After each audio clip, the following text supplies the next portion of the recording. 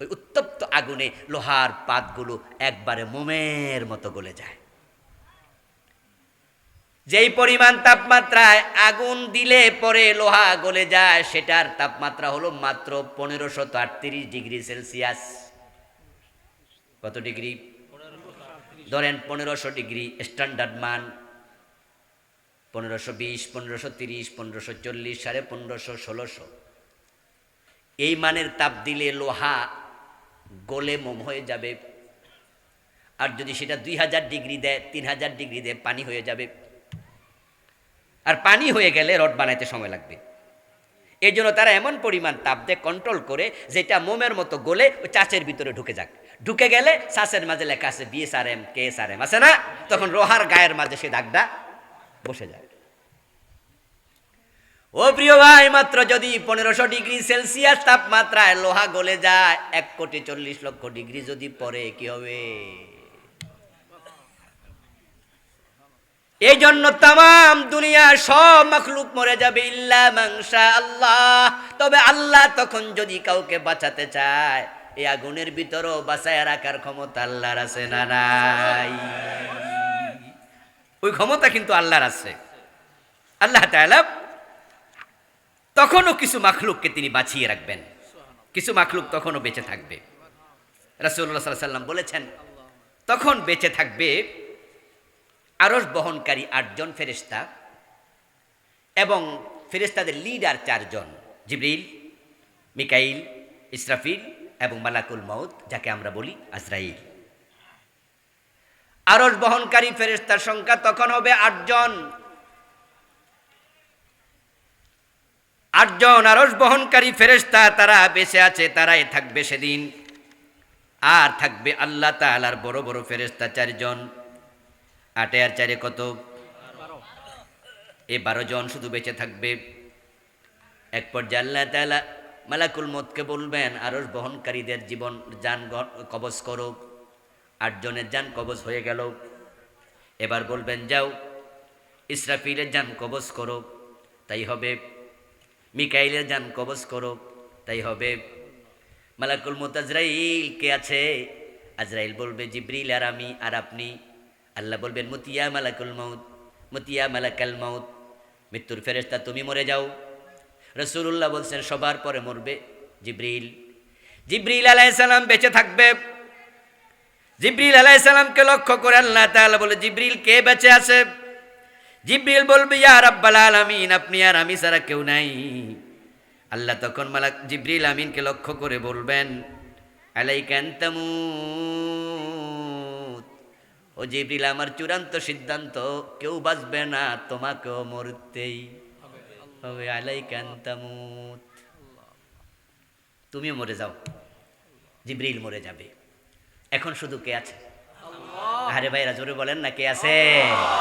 ওয়ায়াবকা, আমার সাথে পড়ুন, ওয়ায়াবকা ওয়াজহু রাব্বিকা যুল জালালি ওয়াল ইকরাম ফাবিআইয়ি আলাই রাব্বিকুমা তুকাজ্জিবান।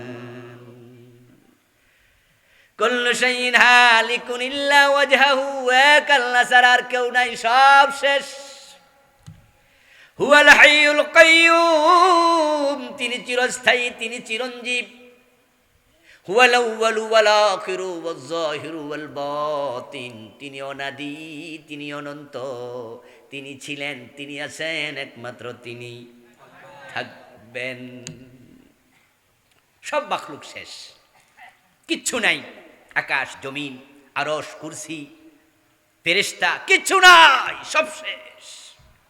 কোনো শব্দ নাই, শব্দ করার মতো কোনো মাখলুকও নাই। শব্দ তো একটা মাখলুক, এই জন্য শব্দও নাই, বাতাসও নাই, কিচ্ছু নাই। একমাত্র আল্লাহ। এভাবে চলে যাবে 40 বছর। কত বছর? 40 বছর চলে যাওয়ার পরে আল্লাহ তাআলা ইসরাফিল আলাইহিস সালামকে আবার বানাবেন। তার আরশ তিনি বানাবেন, আরশের উপর তিনি দাঁড়াবেন। ইসরাফিলকে আবার বলবেন, সিংহে ফুঁ দাও। সুম্মা নুফিখা ফীহি উখরা ফাইযা হুম কিয়ামুন ইয়ানজুরুন। সুবহানাল্লাহ। ইসরাফিল সিংহে ফুঁ দেবে, তখন যত মানুষ দুনিয়া এসেছিল সবাই তখন কবর থেকে দাঁড়াইয়া যাবে।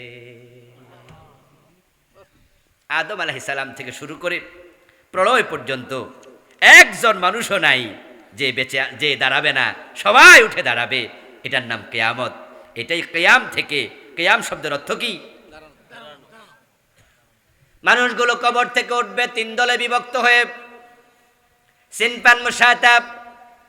একদল কবর থেকে ওঠার সাথে সাথে তারা হাঁটতে শুরু করবে। গন্তব্য হল মাহশার।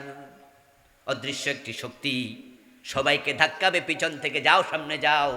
সামনে হলো হাসরের মাঠ, যেখানে আল্লাহ তাআলা বিচার করার জন্য প্রস্তুতি নিয়ে আছেন। হাসরের ময়দান রেডি করেছেন, সব মানুষ সেদিকে যাবে। এখন সেটা কোথায়? কিছু কিছু ভাইয়েরা দু একটি হাদিস এনে বলে সেটা হবে আরাফার ময়দান। কেউ কেউ বলেন সেটা হবে ইয়ামান, কেউ বলছেন সিরিয়া হাসরের মাঠ হবে, কেউ বলছেন আরাফার মাঠ হাসরের মাঠ হবে, কেউ বলতেছেন যে ইয়ামান হাসরের মাঠ হবে। আসলে কথাগুলো সঠিক নয়। আর ইয়ামান আর সিরিয়া আসবে কোত্থেকে? পৃথিবী তো নাই। তো পৃথিবী থাকলে না ইয়ামান নাকি? পৃথিবী থাকলে না আরাফার মাঠ? তো পৃথিবী তো শেষ। এই হাদিস আছে, এই হাদিসগুলো হচ্ছে আসলে মূলত কিয়ামতের পূর্বে আল্লাহ তাআলা আউয়ালে হাসর নামে আরেকটা হাসর করবে।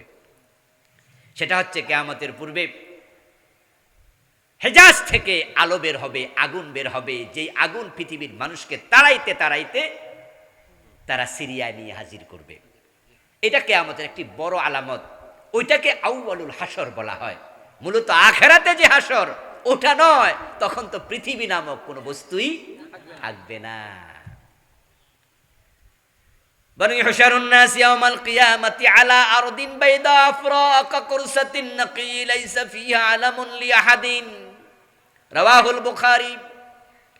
রাসূলুল্লাহ সাল্লাল্লাহু আলাইহি ওয়াসাল্লাম বলেছেন, আল্লাহ তাআলা মানুষকে হাসরের দিন যে জায়গায় জড়ো করবেন সেই জায়গাটাকে তিনি তামা দিয়া বানাবে, নতুন জায়গা। সেটা একটা নতুন জায়গা হবে, সাদা নয়, লাল নয়। আফরা কাকুরসাতিন নাকি বাইদা আফরা, বাইদা মানে সাদা, আফরা মানে লাল। লাল এবং সাদা দুইটা রং যদি একসাথ করেন, লালও থাকবে না সাদাও থাকবে না, তামাটে আকার ধারণ করবে। আল্লাহ তাআলা তামা দিয়ে দুনিয়ার ওই হাসরের ময়দানকে বানাবেন। সেখানে মানুষরা হেঁটে হেঁটে ঢুকবে, যাও সেদিকে যাও। তারা পদাতিক। ওয়াসিনফানে রুকবানা, আরেক দল বড় সৌভাগ্যবান মানুষ, যারা কবর থেকে উঠে দেখবে কবরের পারে জান্নাতের গাড়ি দাঁড়ায় আছে।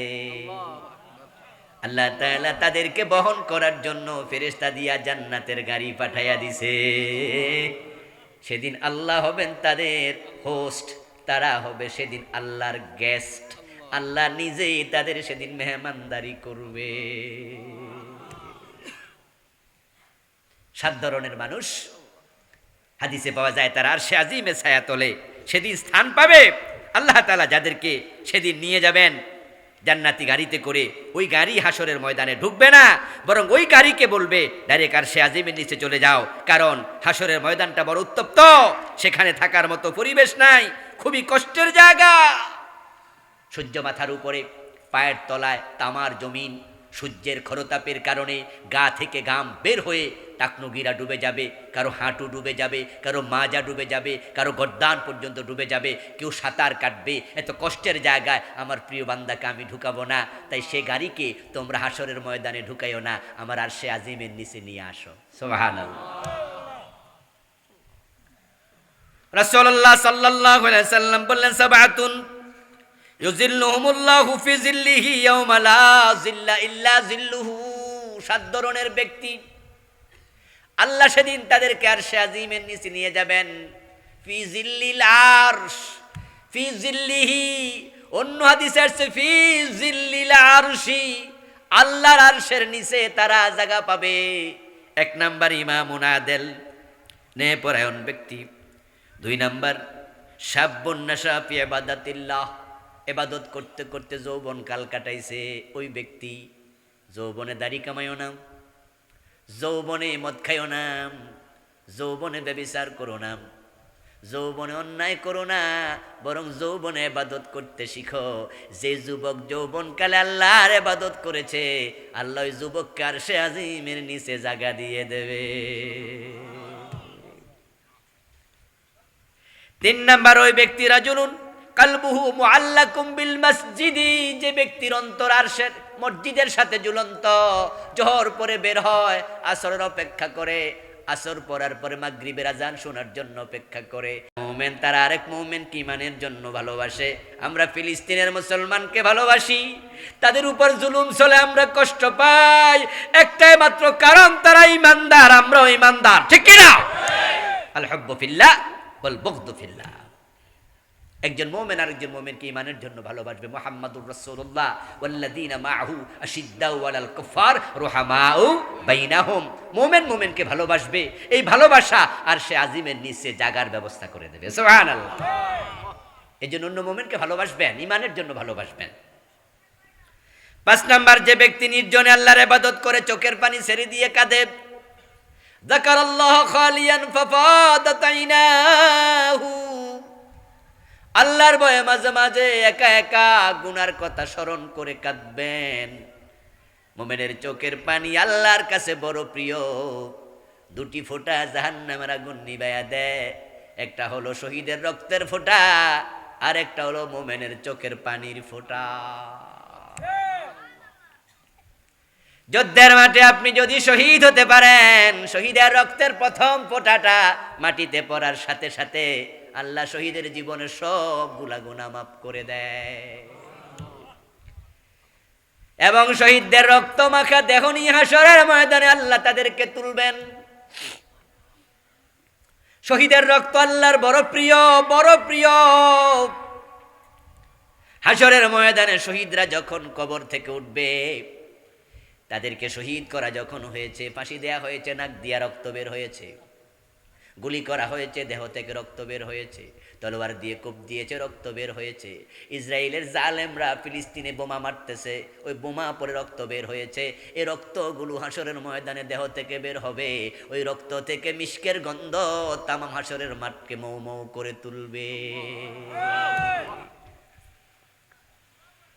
আল্লাহর সামনে রক্ত মাখা দেহ নিয়ে শহীদ যখন হাজির হবে, আল্লাহ প্রশ্ন করবে, ও মিয়াম, তোমাকে আমি এই এই নিয়ামত দুনিয়ায় দিয়েছিলাম, তুমি ওই নিয়ামতের মোকাবেলা আমি আল্লাহর জন্য কি করছো, জবাব দাও।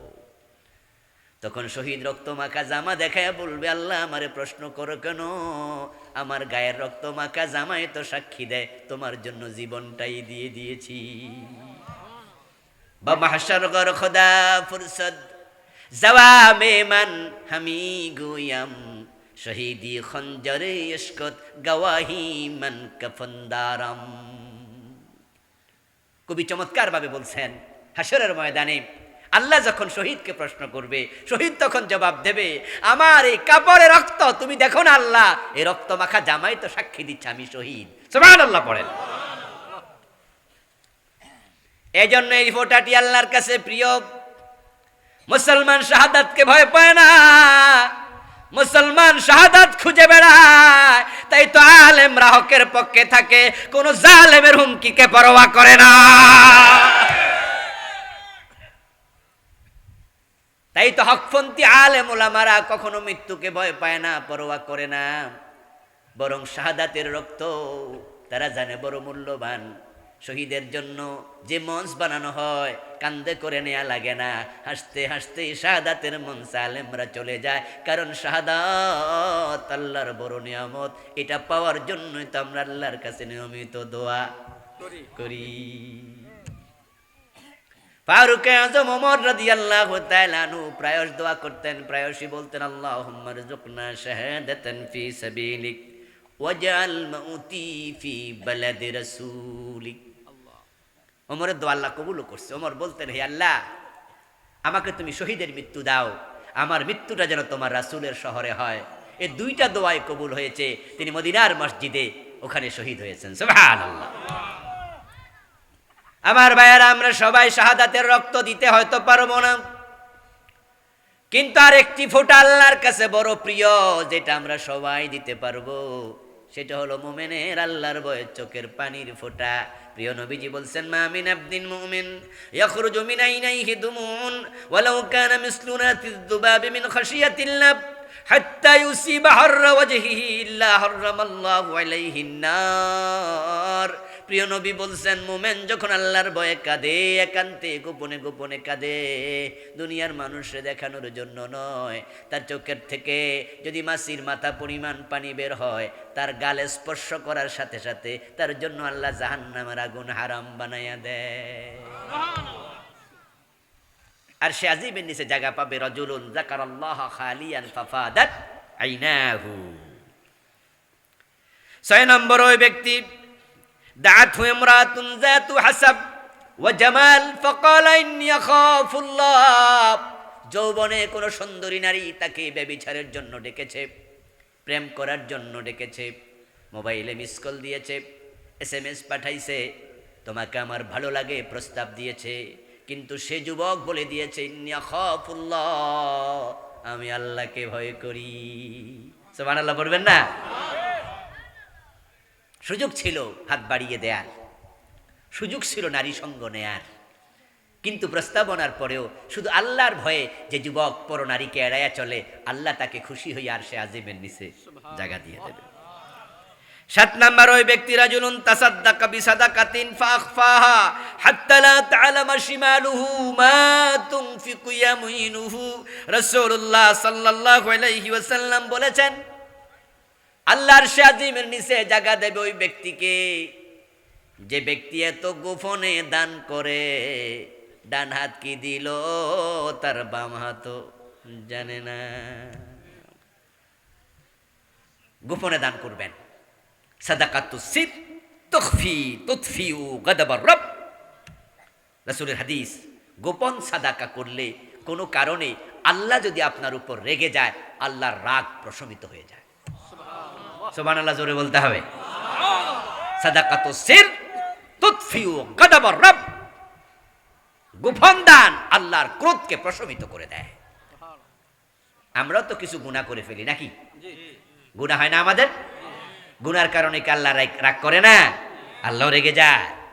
ভালো কাজ করলে আল্লাহ খুশি হয়, গুনাহ করলে আল্লাহ রাগ হয়। আপনি মনে করলেন যে আপনি কোনো গুনাহ করছেন, আল্লাহ রেগে আছে, তাহলে গোপনে দান করবেন। রাসূলুল্লাহ বলছে, তোমার গোপন সাদাকা আল্লাহর রাগকে দূর করে দেবে। সুবহানাল্লাহ। আচ্ছা, ডান হাতে দিলে বাম হাত জানে না, এর ব্যাখ্যা কি?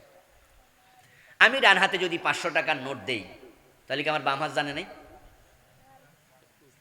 আচ্ছা, ধরুন আমি একা গোপনে দিছি আর কি, একবার গোপনে দিলাম 1000 টাকার একটা নোট আমি হাতে রাখছি গোপনে ডান হাতে।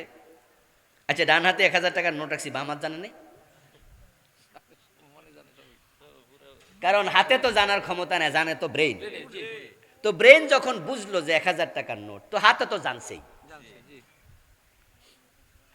রাজুলুন তাসাদ্দাকা বিসাদাকাতিন ফাখফাহা হাত্তা লা তা'লামা শিমালুহু মা তুনফিকু ইয়ামিনুহু।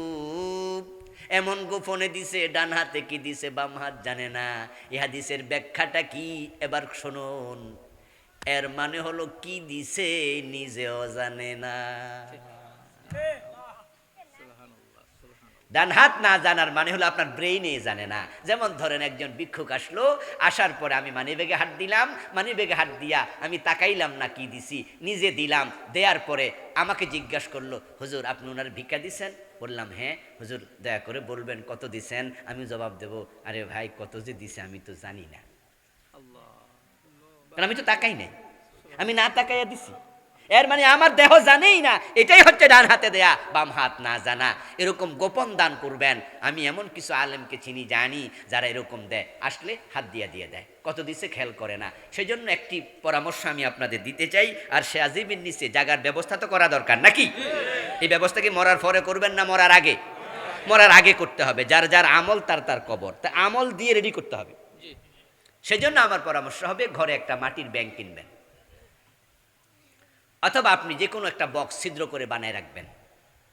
ওই বক্সে আপনি আপনার পরিবারের লোকদেরকে বলবেন এবং নিজে সুযোগ পাইলে 10 টাকা রাখবেন, 20 টাকা রাখবেন, 50 টাকা রাখবেন, 5 টাকা রাখবেন। এই বক্সে টাকা জমাবেন। জমানোর 15 দিন পরে, 1 মাস পরে, 2 মাস পরে অথবা বছরে একবার রমাদান যখন আসে ওই বক্সটা একজন গরিবকে দিবেন। জিজ্ঞাসা করলো বক্সে কত আছে, জানি না। তাহলে কি দিলেন? জানলেনই না। সুযোগ আছে না? আলহামদুলিল্লাহ, এই প্র্যাকটিস আমার বাসায় আছে। গত কয়েক বছর ধরে আমি এটা করছি। এই জন্য ওয়াজটা করলে আমল হবে ইনশাআল্লাহ, তাসির হবে। পারবেন না? পারবেন না?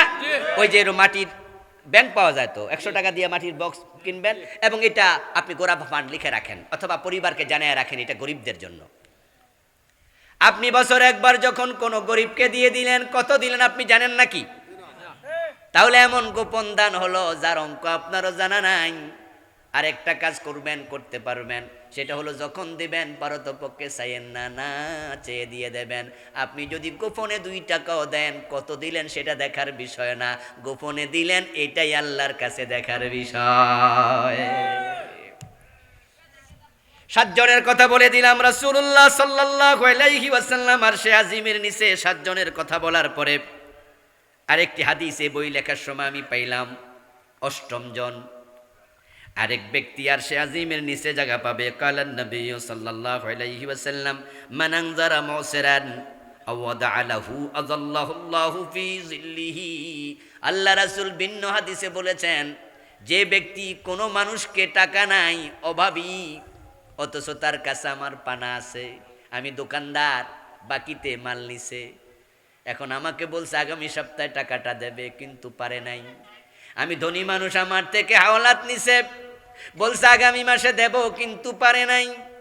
আমি তার কাজ করেছি, আমি টাকা পা না, আমাকে বলছে হুজুর আগামী সপ্তাহে দেব, কিন্তু দিতে পারে নাই। রাসূলুল্লাহ বলেন, যে ব্যক্তি মুসের, যে ব্যক্তি গরিব, সে টাকা দিতে যদি দেরি করে, যে পানাদার আছে সে যদি মাইন না করে, মনে কষ্ট না নেয়, এতেই আল্লাহ খুশি হয়ে তাকে আরশে আজিমের নিচে জায়গা দিয়ে দেবে। আপনি পানাদার, আপনি পাবেন, কিন্তু দেনাদার আপনাকে দিতে সময় মতো পারতেছে না, এবং আপনি জানেন যে সে বাটপার না, সিটার না, মানুষ খারাপ না, কিন্তু মাঝে মাঝে অভাব হয় না মানুষের। আপনি তখন কিছু মাইন্ড করেন না, আপনি বলবেন আচ্ছা ঠিক আছে, আচ্ছা ওকে দিয়েন, সুবিধা মতো দিয়েন। এই কাজটা করলে যদি জান্নাতে আরশে আজিমের নিচে জায়গা পাওয়া যায়, আচ্ছা এর চেয়ে সহজভাবে আল্লাহ আর কি দিত এটা বলেন। আমার প্রিয় ভাইয়েরা, হাসরের ময়দানে তারা আরশে আজিমের নিচে থাকলো, এ হলো এক দল। দ্বিতীয় দল, প্রথম দল হেঁটে হেঁটে গেল, দ্বিতীয় দল গাড়িতে চড়ে আরশে আজিমের নিচে চলে গেল। ওয়াসিনপান আলা উজুহিহিম, আরেকটা দল বড় হতবাগা, তারা কবর থেকে উঠবে, সাথে সাথে আল্লাহ তাদেরকে উল্টাইয়া দেবে। তাদের মাথা চলে যাবে নিচে, 2টা পা চলে যাবে উপরে। সবাই বলেন নাউযুবিল্লাহি মিন যালিক। আল্লাহ তাদেরকে উল্টাইয়া দেবে। কিছু মানুষ আছে উল্টা উল্টা চলছে, আল্লাহ বলছে মসজিদের দিকে যাও, যায় না। আরে ভাই জুমার নামাজও পড়ে না, এমন কিছু হারামি আছে না নাই? ওয়াক্তিয়া তো পড়ে না, জুমা পর্যন্ত। কত বড় জালেম, কত বড় জালেম! আরে যে আল্লাহ আপনারা ইবাদতের জন্য বানাইছে, হে আল্লাহরে সেজদাই দিলেন না, তা আপনারে আল্লাহ উল্টাইব না তো করবোটা কি?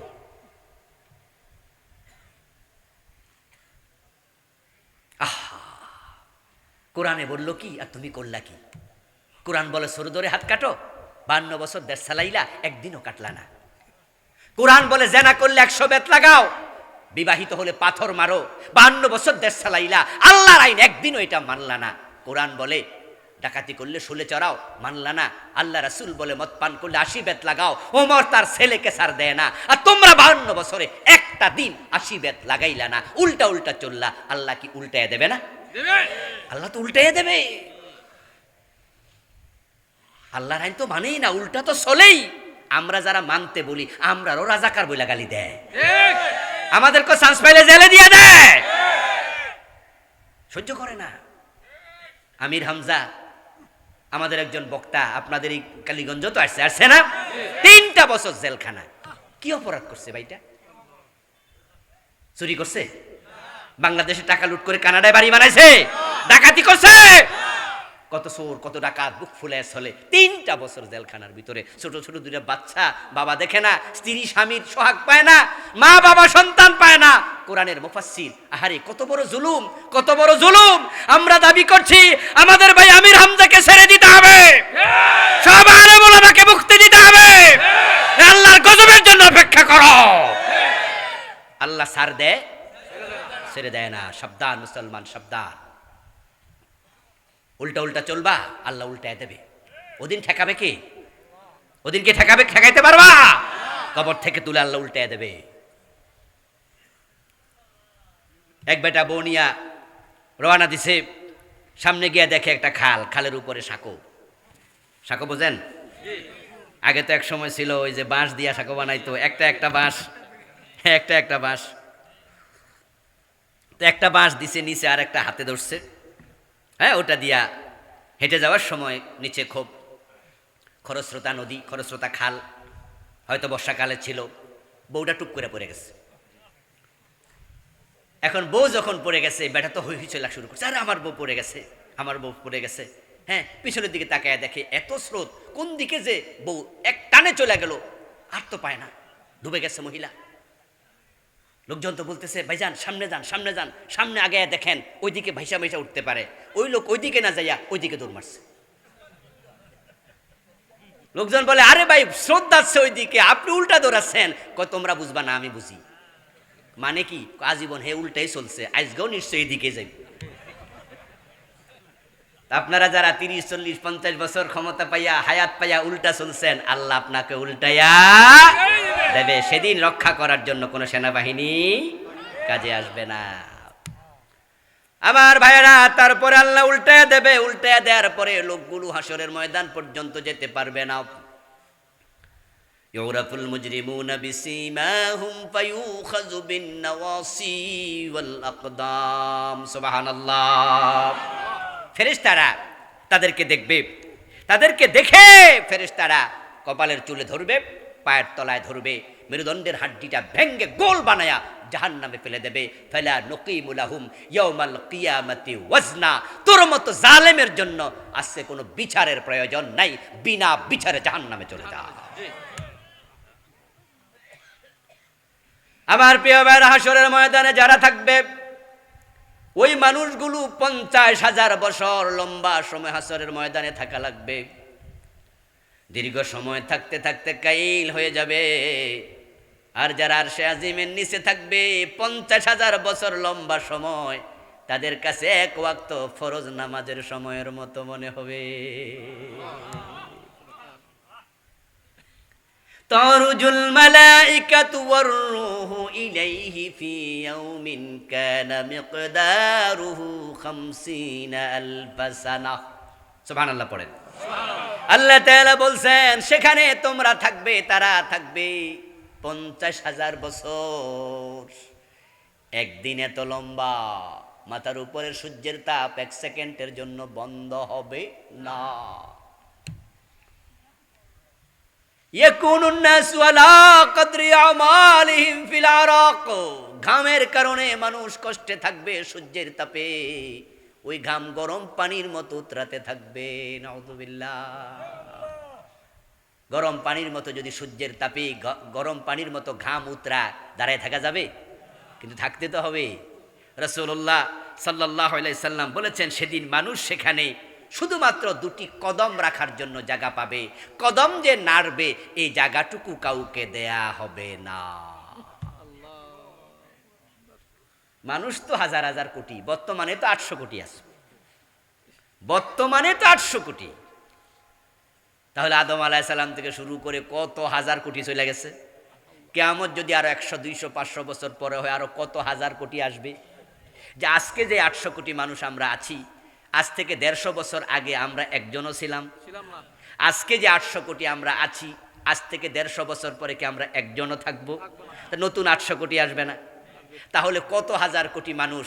আল্লাহ হাসরের মাঠটাকে এতটাই কনজাস্টেড করে বানাবেন, এতটা ভিড় সংকুল করে বানাবেন। প্রিয় নবী বলছেন, শুধু 2টা কদম রাখার জায়গা পাবে, কদম নাড়ানোর জায়গা আর পাবে না।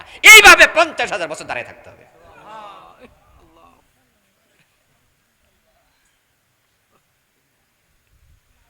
রাসূলুল্লাহ সাল্লাল্লাহু আলাইহি ওয়াসাল্লাম বলেন, মানুষেরা তখন আমার কাছে আসবে, নবীদের কাছে যাবে, দৌড়াতে থাকবে, আদম তুমি সুপারিশ করো, আল্লাহকে বলো, আল্লাহ যেন আজকে আল্লাহ যেন বিচার শুরু করে।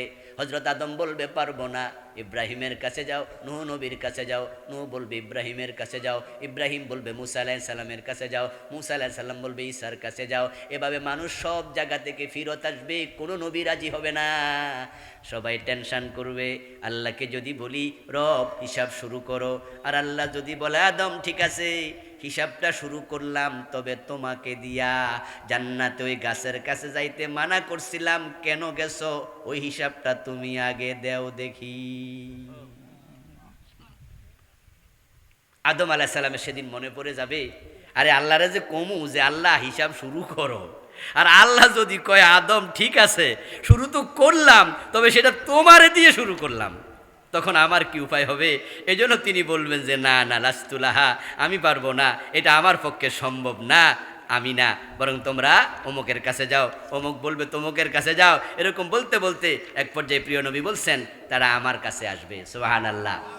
আসার পরে আমি তখন বলবো ঠিক আছে, ফাকুলু আনা লাহা, আজকে আমি আল্লাহর কাছে বিষয় সুপারিশ করব। এটাকে বলা হয় শাফাআতে কুবরা। কি বলা হয়? শাফাআত দুই প্রকার, শাফাআতে সুগরা, শাফাআতে কুবরা। আমি এই বইটি 1000-এর উপরে ডকুমেন্ট দিয়ে লিখেছি, 550-র মতো হাদিস আনছি, 500-র উপরে আয়াত আনছি। একবারে আয়নার সামনে দাঁড়ালে যেমন চেহারা বডি পুরাটা দেখা যায়, নামটাও দিয়েছি ওহির আয়নায় পরকাল, আলহামদুলিল্লাহ। এই বইটা স্টেজ থেকে নেবেন আপনারা, সবার ঘরে ঘরে থাকা দরকার। অনেক বড় বই তো, 400 পৃষ্ঠা, এই জন্য দাম সামান্য একটু বেশি পড়বে, কারণ কাগজের দামও তো বেশি। আমিও তো কিনে আনছি, আমার তো আর লাইব্রেরি নাই, আমি তো ছাপাই না। কিন্তু আপনাদের স্ত্রীদেরকে, নিজের পরিবারের লোকদেরকে, সন্তানদেরকে পড়তে দেবেন। আর একদিনে 1.5-2 ঘন্টা ওয়াজে কি এত কিছু বলা যায়?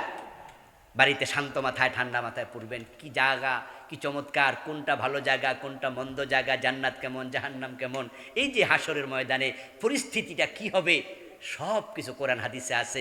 আল্লাহ কিচ্ছু গোপন করেন নাই, সব ফকফকা। আল্লাহ হাবিব বলেন আল্লাহ তাআলার কাছে সেদিন আমি সুপারিশ করব, কারণ আছে। সব নবী বলে পারবো না, আমি পারবো কেন? কারণ আল্লাহ তাআলার সাথে দুনিয়া থাকতে আমার একটা চুক্তি হয়েছে, সুবহানাল্লাহ। লিকুল্লি নাবিয়্যিন দাওয়াতুন মুস্তাজাবা, ইন্নী ইখতাবাতু দাওয়াতি শাফাআতান লিউম্মতি। সব নবীকে আল্লাহ দুনিয়ায় একটা চুক্তি দিছে, ওয়াদা দিছে। আল্লাহর সাথে একটা কন্ডিশন, সেটা হলো আল্লাহ বলছো নবী মুসা, নবী ঈসা, নূহ, দাউদ, সুলাইমান, লূত আলাইহিমুস সালাম, সব নবী শোনো, তোমরা বিপদে আপদে পড়বা আমি জানি, আমি আল্লাহ নবুয়ত দিয়েছি, আমি নুসরত দেব। তাই তোমাদের একটা দোয়া কবুল করার জন্য আমি সিদ্ধান্ত ঘোষণা করছি, তোমরা একটা দোয়া করবা আর আমার কাছে বলবা আল্লাহ আপনি যে ওয়াদা দিয়েছেন একটা দোয়া কবুল করবেন, এটা সেই দোয়া, আমি তখনই সেটা কবুল করে নেব। সব নবী এই দোয়াটা করে ফেলেছে বিপদে আপদে পড়ে, কিন্তু আমি নবী মুহাম্মদ অনেক বিপদে পড়েছি, ওই দোয়াটা আমি বাকি রাইখা দিছি, এটা আখিরাতে আমি আল্লাহর কাছে করব।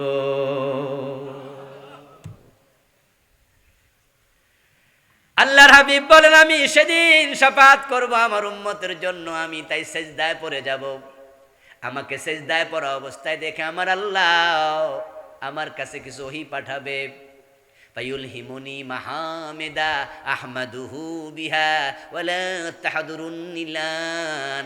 সে ওহীগুলো কি হবে, শব্দগুলো কি হবে আমি এখন জানি না, সেদিন আল্লাহ পাঠাবে আর আমি সেজদার মাঝে এগুলো পড়তে থাকবো, পড়তে থাকবো, পড়তে থাকবো, মাথা তুলব না। এক পর্যায়ে আল্লাহ নিজে বলবে ইয়া মুহাম্মাদু ইরফা রাসাকা, ও নবী মুহাম্মদ আজকে মাথা তুলুন। কুল তুসমা, বলুন শোনা হবে, সাল তোতা, চান দেয়া হবে, ইশফা তো শাফা, সুপারিশ করলে সুপারিশটা কবুল হবে। রাসূলুল্লাহ সাল্লাল্লাহু আলাইহি ওয়াসাল্লামের শাফাত সেদিন আল্লাহ তাআলা কবুল করবেন, আল্লাহর নবী শাফাত করবেন। শাফাত করার পরে সুপারিশ শুরু হয়ে যাবে। বিচার শুরু হয়ে যাবে। বিচারের পরে কিছু মানুষ গুনাহগার ধরা পড়ে যাবে, গুনাহ বেশি। আল্লাহ যার উপর খুশি, গুনাহ বেশি হওয়ার পরও তার জন্য আল্লাহ নিজে কিছু সুপারিশকারী নিয়োগ করে দেবে। কুল্লিল্লাহি শাফাআতু জামিআ, ও নবী আপনি ঘোষণা করে দিন যত সুপারিশ আছে সব সুপারিশের মালিককে।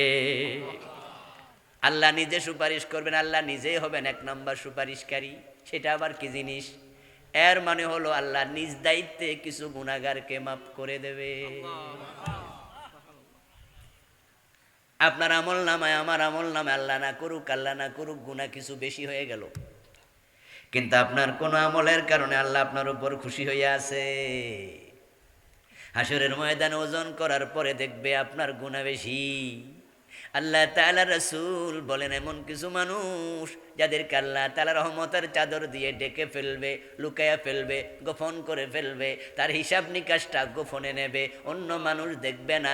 রহমতের চাদর দিয়ে আবৃত করে আল্লাহ কাছে ডাকবেন, কাছে ডেকে বলবেন বান্দা অমুক দিনে গুনাহ করছো, জি।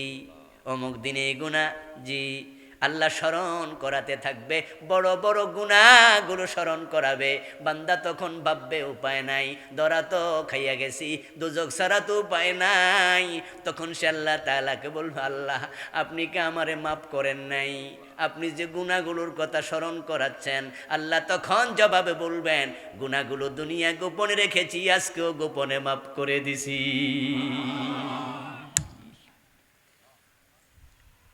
মাফ করে দেওয়ার পরে এবার তার নেকের পাল্লা ভারী হয়ে যাবে, আল্লাহ তাকে জান্নাতে দিয়ে দেবে। এই কাজটা আল্লাহ ফার্স্ট করবেন। এবার কিছু মানুষ আছে যারা যার মানুষ না, এই রেজাল্টের মানুষ না, তাদের জন্য অন্য অন্য সুপারিশকারীরা সুপারিশ করবে। ওয়ালা ইয়াশফাউনা ইল্লা লিমান ইরতাদা, সুপারিশ করার জন্য আল্লাহ কিছু লোক রাখবেন। তার মাঝে এক নাম্বার নবী মুহাম্মদুর রাসূলুল্লাহ সাল্লাল্লাহু আলাইহি ওয়াসাল্লাম, তিনি নিজে সুপারিশকারী। কালান নবী সাল্লাল্লাহু আলাইহি ওয়াসাল্লাম হাল্লাত শাফাআতি লি উম্মতি শাফাআতি লিহালি কাবাইর মিন উম্মতি। ভিন্ন ভিন্ন শব্দ এসেছে। আমার কবিরা গুনাহগার উম্মতের জন্য আমি সুপারিশকারী হয়ে যাব। যাদের অজুর অঙ্গ থেকে নূর চমকাবে আমি তাদেরকে উম্মত হিসাবে চিনব, আর যাদের নূরের অজুর অঙ্গ থেকে নূর চমকাবে তারাই আমার সুপারিশ পেয়ে ধন্য হবে। যারা সুপারিশ পেতে চান প্রিয় নবীর হাসরের ময়দানে, নামাজ ছাড়বেন না, নামাজ ছাড়বেন না, নামাজ ছাড়বেন না। নামাজের অঙ্গ থেকে নূর চমকাবে, এই নূরের ব্যবস্থা কে করবেন? রাসূল সুপারিশ করবে। সুপারিশ করবে আল্লাহর ফেরেশতারা কিছু মানুষের জন্য। সুপারিশ করবেন শহীদগণ। যাদের পরিবারে একজন শহীদ আছে তারা সত্যি সৌভাগ্যবান। প্রিয় নবী বলছেন শহীদের জন্য আল্লাহর কাছে 6টি বিশেষ মঞ্জিল, বিশেষ মর্তবা আছে। তার মাঝে 6 নম্বর মর্তবা হচ্ছে ইয়াশফাউ ফি 70 মিন আকারিবিহি, প্রত্যেক শহীদ তার আত্মীয় স্বজন থেকে 70 জনের জন্য সুপারিশ করবে। 70%, 70। নরমাল জান্নাতীরা সুপারিশ করবে 10 জনের জন্য, আর শহীদ সুপারিশ করবে 70 জনের জন্য। 70 জন সুপারিশ করবে আল্লাহর নেক বান্দার আত্মীয় স্বজন, নেক বান্দা বন্ধু বান্ধব সুপারিশ করবে। সুবহানাল্লাহ পড়েন। রাসূলুল্লাহ বলছেন কিয়ামতের দিন এমন কিছু মানুষ যারা আল্লাহর সাথে এত তর্ক করবে, দুনিয়াতে কারো কাছে পানা টাকার জন্য তোমরা এত তর্ক করো না। তারা কারা? জান্নাত প্রাপ্ত কিছু মানুষ। আল্লাহর কাছে বলবো আল্লাহ অমক কোথায়, তমক কোথায়? আল্লাহ তাআলা জবাব দিয়ে বলবেন অমক জাহান্নামে, তমক জাহান্নামে। তখন ওই জান্নাতি মানুষগুলো বলবে ও তো আমার বন্ধু মানুষ, একসাথে তার সাথে নামাজ পড়ছি, একই মাদ্রাসায় পড়ছি, একই ইসলামী আন্দোলন করছি, ওই লোকের মাহফিল ওয়াজ শুই না আমি দাঁড়িয়ে রাখছি, ওই হুজুরের কথা শুই না আমি নামাজি হইছি, কিন্তু ওই হুজুর আজকে দোজকে চলে গেছে, আমল ভালো না। ওয়াজ করছে ভালো, আমল ভালো করে নাই, তবে ওই হুজুরের ওয়াজের কারণে আমি জান্নাতি হইছি। আল্লাহ ওই হুজুরে জাহান্নাম থেকে মুক্তি না দিলে আমি জান্নাতে ডুববো না। আমার ওই বন্ধুর সাথে একসাথে মাদ্রাসায় পড়েছি, সে আমারে খাওয়াইছে, আমারে আদর করছে। পরীক্ষার ফি ছিল না, আমার দোস্ত টাকা দিয়ে আমার পরীক্ষার ব্যবস্থা করছে। আমি আলেম ক্লাসে পড়ি, মেশকাত জামাতে পড়ছি, বই কিনতে পারি না, আমার দোস্ত নিজের বই দিয়ে আমার হেল্প করছে, তার বই পড়ে আমি আলেম হইছি। আমি আজকে জান্নাতের ঘোষণা পাইলাম, আমার দোস্ত জাহান্নামে, তারে জাহান্নামে রেখে আমি জান্নাতে যাব না। রাসূলুল্লাহ বলেন এমন বিতর্ক দুনিয়ায় পানা টাকার জন্য এত বিতর্ক করে না। আল্লাহ তখন এক পর্যায়ে বলবেন, যা যা, তাকে জাহান্নাম থেকে বের করে সাথে জান্নাতে নিয়ে যা।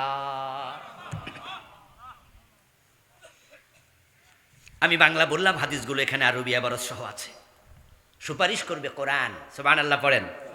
কোরআন সুপারিশ করবে, ইকরাউল কোরআন ফাইন্নাহু ইয়াতি ইয়াউমাল কিয়ামাতি শাফিয়ান লিআসহাবি। কোরআন পড়ো, কোরআন পড়ো, কোরআন পড়ো। কোরআন তোমার জন্য কিয়ামতের দিন আল্লাহর কাছে সুপারিশ করবে। সুবহানাল্লাহ। রোজা রাখো, রোজা রাখো, রোজা সুপারিশকারী হবে। আলেম ওলামাগণ সুপারিশ করবে। যারা কোরআন পড়ে, কোরআন মানে, তাদের পরিবারে জাহান্নামী হয়ে গেছে এমন লোকদেরকে সাথে নিয়ে তারা জান্নাতে যাবে। সুবহানাল্লাহ। আল্লাহর কাছে বলবে, আমার বাবা, আমার মা, আমার অমুক আত্মীয় স্বজন, তাদেরকে আমি জাহান্নামে রেখে জান্নাতে যেতে চাই না। সুপারিশ করবে নাবালেক শিশুরা, যাদের শিশু মারা যায় নাবালেক অবস্থায়, তাদের জন্য বেশি মন খারাপ করার কিছু নাই। আপনার নাবালক শিশু, আল্লাহ তাকে যদি জান্নাত দেয়, সে তখন বলবে আমার বাবা কোথায়? সুবহানাল্লাহ পড়েন। রাসূলুল্লাহ বলছে, সে জিজ্ঞাসা করবে আমার বাবা কই? নাবালেক শিশু বলবে আমার মা কই? আল্লাহ তাআলা তখন বলবেন, তোমার মা, তোমার বাবা তারা তো জাহান্নামে। তখন সে বলবে আমার মা বাবা আর তাদেরকে ছাড়া তো আমি জান্নাতে যাব না। সে তখন বলবে, আল্লাহ বলবে উদখুলুল জান্নাহ ফায়াকুলুন হাত্তা ইয়াদখুলা আবাউনা, আমাদের বাপ জান্নাতে না গেলে যাব না, আমাদের মা জান্নাতে না গেলে আমি তাদেরকে ছাড়া যাব না। এক পর্যায়ে আল্লাহ তাআলা ফায়ুকাল, বলা হবে উদখুলুল জান্নাতা আনতুম ওয়া আবাউকুম, ঠিক আছে তোমার মা বাবাকে নিয়ে জান্নাতে ঢোকো। আমার প্রিয় ভাইরা, জান্নাতে যাওয়া পর্যন্ত আরো অনেকগুলো সিঁড়ি আছে। হাউজে কাউসার আছে, মিজান আছে, ফুলসেরাত আছে, হিসাব নিকাশের সিস্টেম কি হবে, সব আখেরাতের সাথে সম্পৃক্ত। আজকে আর সামনে যাব না, এ বইটি নিয়ে আর আহ্বান করছি। যে আলোচনা 3 দিন ধরে হলো, সেগুলো মানার জন্য, অনুসরণ করার জন্য নসিহা রাখছি। আল্লাহ তৌফিক দান করো, সবাই বলেন আমিন। আমার প্রিয় ভাইরা, 2-3টা প্রশ্ন আসছে, জবাব দেব? জবাব দেব? কি বললেন? মাদ্রাসার জন্য যদি কেউ সহযোগিতা করতে চান, আপনারা এখানে দিয়ে যাবেন এবং নাম লেখাতে পারেন। যদিও কিছুক্ষণ আগে আপনারা দিয়েছেন ব্যাগের মাঝে, এরপরও যদি এখনও দিতে চান, দেওয়ার সুযোগ আছে। একজন ভাই প্রশ্ন করছেন, ওয়াজ মাহফিলে প্রজেক্টরের মাধ্যমে মহিলারা ওয়াজ শুনতে বা দেখতে পারবে কিনা? আসলে প্রজেক্টর বলেন আর টেলিভিশন বলেন, মোবাইল বলেন, এগুলো যন্ত্রের নাম। এগুলো কিসের নাম? যন্ত্র। আমরা যখন সৌদি আরবে কাবা শরীফের গিলাফ চেঞ্জ করে আরাফার দিন, তখন সৌদি আরবে টেলিভিশন কিভাবে গিলাফ চেঞ্জ করে এটা দেখায় না? আমরা দেখি না? যখন জুমার দিন কাবা শরীফের ইমাম জুমার খুতবা দেয়, তখন কি খুতবা প্রচার হয় না? সম্প্রচার হয়, দেখা যায়। যন্ত্রের দোষ নাই। সাউদিয়া টেলিভিশন দেখাইল কাবার চিত্র, আর জি বাংলা স্টার জলসা দেখাইল সিনেমার চিত্র। জি বাংলা দেখলে কবিরা গুনাহ হবে, কারণ সেখানে চলছে সিনেমা।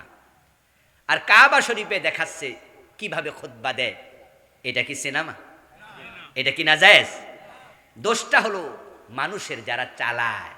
যন্ত্রের কোনো দোষ নাই। এই জন্য আপনি প্রশ্ন করবেন না প্রজেক্টরের মাধ্যমে দেখা যাবে কি, টেলিভিশনের মাধ্যমে দেখা যাবে কি। আমি না এবং হ্যাঁ কিভাবে বলবো? কারণ আজ থেকে 500 বছর আগে কি প্রজেক্টর ছিল? টেলিভিশন ছিল? তো তাহলে আপনি এই শব্দে জবাব কোরআন হাদিস থেকে দিতে পারবেন না তো। কারণ রাসূলুল্লাহর যুগে তো প্রজেক্টরও ছিল না, এই টেলিভিশনটাও ছিল না, এটা নতুন যন্ত্র। এই জন্য আমরা বলতে পারবো না যে এই যন্ত্রের মাধ্যমে দেখা জায়েজ অথবা না জায়েজ, কারণ রাসূলের যুগে তো ছিল না। তো কোরআন হাদিস তো নতুন করে আবিষ্কার করার কোনো সুযোগ নেই। আমরা মূলনীতি বলবো। মূলনীতি হলো খালি চোখে যা দেখা জায়েজ, যন্ত্রের মাধ্যমেও তা দেখা জায়েজ। খালি চোখে যা দেখা হারাম, নাজায়েজ, যন্ত্রের মাধ্যমেও সেটা দেখা নাজায়েজ। একজন মহিলা যদি বেপর্দায় হাঁটে, খালি চোখে দেখা যাবে? ওই মহিলা যদি আবার টেলিভিশনে বেপর্দায় চলে, সেটা কি দেখা যাবে? তাহলে মাসালা হলো, যেটা চোখে দেখা যাবে না খালি, এটা যন্ত্র দিয়েও দেখা যাবে না, আর যেটা চোখে সাধারণ দেখা যাবে এটা যন্ত্র দিয়েও দেখা যাবে। একজন নারীর পর্দা হলো সারা দেহ, তা একজন পুরুষ নারীর দেহের কোনো অঙ্গ দেখবে না, দেখা নিষেধ, গাইরে মাহারাম কেউ দেখবে না। আর পুরুষের জন্য পর্দা হলো হাঁটু থেকে নাভি। কতটুকু জানেন তো? পুরুষের পর্দা কতটুকু? হাঁটু থেকে নাভি। অতটুকু তার বউ ছাড়া কারোর জন্য দেখা জায়েজ নাই। কিন্তু হাঁটু থেকে নাভি যদি ঢাকা থাকে, পুরুষের চেহারা যদি খোলা থাকে, এটা পর পুরুষও দেখতে পারবে, পর নারীও দেখতে পারবে, কারণ এটা পুরুষের সতর না। সতর তো ঢেকে রাখা ফরজ। এই জন্য নারীরা যখন বের হয় তারা বোরকা পরে বের হয়, যেন পর পুরুষ তাকে না দেখে। আমরা পুরুষরা যখন বের হই, আমরা কি বোরকা পরে বের হই? কারণ আমাদের তো এটা সতর না। তো খালি চোখে দেখা জায়েজ, প্রজেক্টরের মাধ্যমে তা কি আছে? জায়েজ আছে, শরীভাবে নিষেধ নাই। পুরুষের পর্দা, নারীর পর্দা আলাদা। রাসূলুল্লাহ সাল্লাল্লাহু আলাইহি সাল্লামের স্ত্রী দুজন একসাথে ছিলেন। অন্ধ সাহাবী আব্দুল্লাহ ইবনে উম্মে মাকতুম রাদিয়াল্লাহু তাআলা আনহু গেলেন, আল্লাহর হাবিবের কাছে অনুমতি চাইলেন। প্রিয় নবী তাকে ঘরে আসার অনুমতি দিলেন। তিনি অন্ধ, কিন্তু উনার স্ত্রীদেরকে বললেন, ইহতাজেবা, তোমরা পর্দায় ঢুকে যাও। তাদের একজন বললেন, ইয়া রাসূলুল্লাহ, সে তো অন্ধ। রাসূল বললেন, তোমরা তো অন্ধ নও। এই হাদিস দিয়ে বোঝা যাচ্ছে তাহলে তো পর পুরুষকে দেখার সুযোগ কোথায়? এবার বলুন তো, রাসূলুল্লাহ সাল্লাল্লাহু আলাইহি সাল্লামের স্ত্রীরা তারা কি হজ করতে যেতেন না? পর পুরুষ সামনে পড়বে না? তাহলে কি হলো? যেখানে অন্ধ মিয়ারে বলছে দেখো না, তো হজে গেলে তো শত শত পুরুষ সামনে পড়বে। জঙ্গে জামাল, অষ্টির যুদ্ধেতে মা আয়েশা নিজে কি যুদ্ধের মাঠে যান নাই? বদরের যুদ্ধে, উহুদের যুদ্ধে কি হযরত ফাতেমা নিজে যুদ্ধের মাঠে যারা আহত যোদ্ধা তাদের সেবা করে নাই? খায়বারের যুদ্ধে রাসূলুল্লাহর ফুফি সাফিয়া বিনতে আব্দুল মুত্তালিব রাদিয়াল্লাহু তাআলা আনহা যুদ্ধের মাঠে সশরীরে হাজির হয়েছিলেন। তাহলে মহিলা সাহাবারা ঘর থেকে বের হতো, অথচ পুরুষরা তো খোলা মুখ, তো পুরুষের দিকে তাকানো না নিষেধ। অন্ধ সাহাবী আসলো, রাসূল বলছে তোমরা তো আর অন্ধ না, তাহলে এখন তারা রাস্তায় বের হতো কেমনে? এর উত্তর হচ্ছে, এটা উত্তমতার মাসালা। উত্তমতার মাসালা, অপ্রয়োজনে কোনো নারী পর পুরুষের দিকে তাকায়া থাকা দরকার নাই। কিন্তু যেখানে যদি কোনো কারণে প্রয়োজন হয়, যায় বাহিরে যায়, পুরুষ সামনে পড়ে যায়, তাকাইলে কোনো গুনাহ হবে না। আমাদের হাটহাজারী মাদ্রাসার মুফতি আহমদ শফি রাহেমাহুল্লাহ মরে গেছেন। হাজার হাজার আলেম আছে এরকম যারা ওয়াজ করছে, তাদের অসংখ্য ভিডিও কি মাহফিলের হয় না? এই ক্যামেরা দিয়ে ভিডিও হয় না? এগুলো ওয়াজ আমরা দেখেন না? আলেমরা কি কেউ ফতুয়া দিছে যে এই ভিডিও দেখা মহিলাদের জন্য জায়েজ নেই? দেয়নি কেউ ফতুয়া। কারণ যেহেতু পুরুষের পর্দা হাঁটু থেকে নাভি, এর বাহিরের টুকু সতর না, তাকাইলে কোনো গুনাহ হবে না, তবে না তাকানো উত্তম। এখন এই মাহফিলগুলোতে প্রজেক্টর যদি না দেয় উত্তম, যদি দেয় জায়েজ, কারণ যেহেতু পুরুষের সতর না। প্রজেক্টর দিলে কি হয়, মহিলারা পোলামাইয়া লইয়া মাহফিলে আসে, তখন মাহফিলের ওয়াজ না শুই না পোলামাইয়া লইয়া ক্যাটক্যাট করে, কথা বলে, গল্প করে, মনোযোগ থাকে না। এই কনসেন্ট্রেশন বৃদ্ধির জন্য প্রজেক্টরের ব্যবস্থা করে। যদি কেউ না করে আমরা বলবো ধন্যবাদ, এটাই উত্তম। যদি কেউ করে, যেহেতু পুরুষের সতর ঢাকা আছে, নারীরা দেখলে গুনাহ হবে না। এই জন্য এই বিষয়ে আমরা খুব সিরিয়াস কিছু বলতে চাই না। যদি কেউ সিরিয়াস বলে তাহলে তিনি ফতুয়া লঙ্ঘন করলেন তার সীমা। সীমা লঙ্ঘনকারীকে আল্লাহ পছন্দ করেন না। প্রশ্ন, চন্দ্র সূর্য গ্রহণের সময় করণীয় কি? রাসূলুল্লাহ সাল্লাল্লাহু আলাইহি সাল্লাম চন্দ্রগ্রহণ সূর্য গ্রহণের সময় তিনি নামাজে দাঁড়িয়ে যেতেন, সালাতুল কুসুফ সালাতুল খুসুফ পড়তেন। তাই যদি চন্দ্রগ্রহণ সূর্যগ্রহণ লাগে, সুযোগ থাকলে আমরা নামাজে দাঁড়িয়ে যাব। আর কোনো কথা না থাকলে আমরা দোয়া করতে চাই। ওসমান ভাই, জি। আসসালামু আলাইকুম। আলহামদুলিল্লাহ, আমরা খুব আসলে আজকে খুব গুরুত্বপূর্ণ আলোচনা করলাম।